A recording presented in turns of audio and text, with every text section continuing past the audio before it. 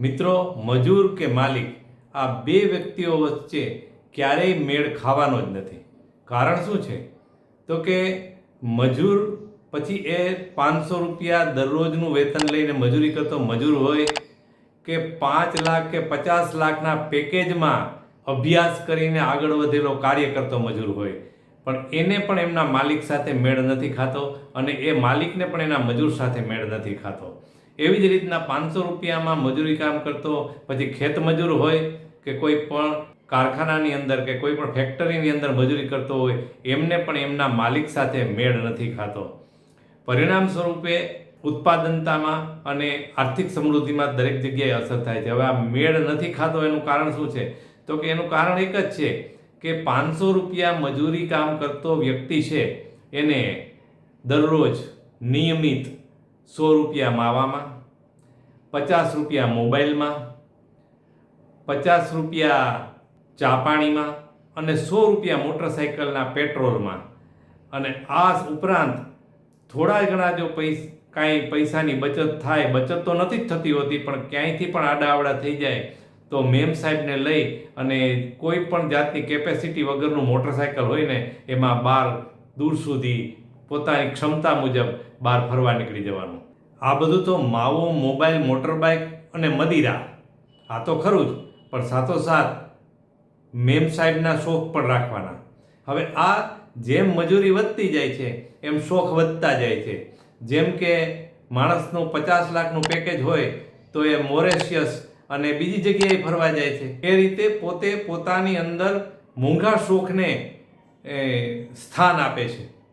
એ રીતે એ પોતાની અંદર મોંઘા શોખને સ્થાન આપે છે. દરરોજ મોબાઈલના 50 રૂપિયા કઈ રીતે થાય? તો કે 350 રૂપિયા મહિનાનો ચાર્જ, એટલે દરરોજના 10 રૂપિયા, અને ડેટા ચાર્જ એના 10 રૂપિયા. દર 3-4 વર્ષે મોબાઈલ બદલાવવાનો, એટલે એમના જે જૂનો મોબાઈલ હોય છે એનું લગભગ કશું આવતું નથી અને નવો મોબાઈલ ખરીદવાનો. આ તમામ વસ્તુઓ ગણતરી કરશો ને તો ખરેખર 50 નહીં પણ દરરોજના 100 રૂપિયા જેવો ખર્ચ માત્ર મોબાઈલનો હશે. આવી જ જેને કહેવાય ને કે ઘસારા ખર્ચ સાથે બાદબાકી કરશો ને તો મોટરસાઇકલમાં આપ ફક્ત 100 રૂપિયાનું પેટ્રોલ જ નથી બાળતા, પરંતુ એ મોટરસાઇકલ પણ પછી ગામડાના લોકો કે મજૂર લોકો હોય છે એ લોકો 15-15, 20-20, 25-25 વર્ષ મોટરસાઇકલ ચલાવે છે. પરંતુ ખરેખર જો આદર્શ રીતે જુઓ તો સરકારે પણ 15 વર્ષ પછી તો એ વાહન છે એ ડિસ્ટ્રોય કરવા એટલે કે નાબૂદ કરી દેવાનો એવો નિર્ણય કરેલો છે. તો આમ ખરેખર 15 વર્ષની જ આયુષ્ય કોઈ પણ મોટરસાઇકલની કે કોઈ પણ બાઇકની ગણાય કે કોઈ પણ વાહનની, કોઈ પણ કારની ગણાય. તો આ રીતે 15 વર્ષનું જો તમે ઘસારા ખર્ચ બાદ કરો તો એ પણ એક બહુ મોટું અંતર આવીને ઊભું રહેશે. હવે આ જે જરૂરિયાત વગરના ખર્ચા છે, મોબાઈલ, મોટરબાઇક, મદિરા, મેમ સાહેબ, માવો, આ ખર્ચાઓ એટલા ઝડપથી વધતા જાય છે જેને લીધે માણસ કાર્ય કરવાની ક્ષમતામાં પણ નિર્માલ્ય થતો જાય છે. પરિણામ સ્વરૂપે માલિકને કોઈ પણ મજૂરથી સંપૂર્ણ સંતોષ મળતો જ નથી અને પોતાનું જે ઉત્પાદન કરવું છે એ ઉત્પાદનના એવા કોઈ ભાવ મળતા નથી.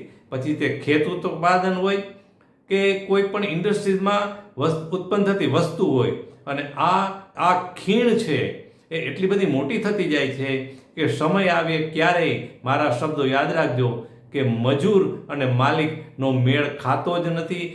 ભૂતકાળમાં પણ મેળ નહોતો ખાતો, વર્તમાન કાળમાં પણ મેળ નથી ખાતો અને ભવિષ્યકાળમાં પણ મેળ નથી ખાવાનો. તમે જુઓ, કોઈ પણ એક નાનું ખેતર લઈ લ્યો, કોઈ નાની હોટેલ લઈ લ્યો કે મોટી દિગ્ગજ ઇન્ડસ્ટ્રી લઈ લ્યો, તેમાં એકનો એક કર્મચારી જિંદગી પર્યંત કામ કરતો હોય એવા બહુ જ ઓછા દાખલાઓ હશે. કોઈ પણ હોટલમાં 50-55 વર્ષથી કામ કરતો હોય ને એવો માત્ર 1-2 જ કર્મચારી હોય છે.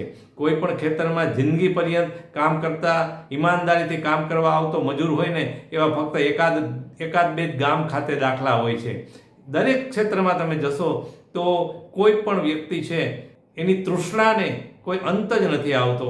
તો ખરેખર આ મારા વિડીયોના માધ્યમથી આપના પરમાત્માએ આપેલા સમજણ મુજબ સમજજો કે માલિક અને મજૂરનો ક્યારેય મેળ ખાવાનો નથી, અને મેળ ન ખાવાના માત્ર ને માત્ર આટલા કારણો છે કે મોબાઈલ, મોટરબાઇક, મેમ સાહેબોને ફેરવવી, મદિરા પીવા અને માવા જેવા વ્યસનો કરવા.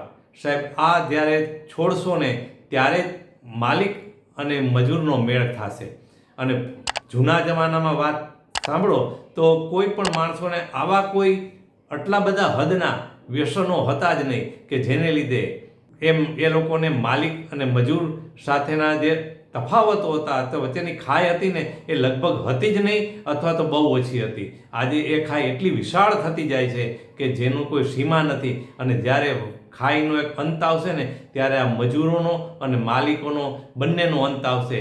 પણ મિત્રો, એટલું યાદ રાખજો કે આ યાંત્રિકરણ આવ્યું ને એનું કારણ પણ એ જ છે, કારણ કે મજૂરોને ગમે તેટલી મજૂરી આપો તો ઈમાનદારીથી મજૂરી કરવી નથી.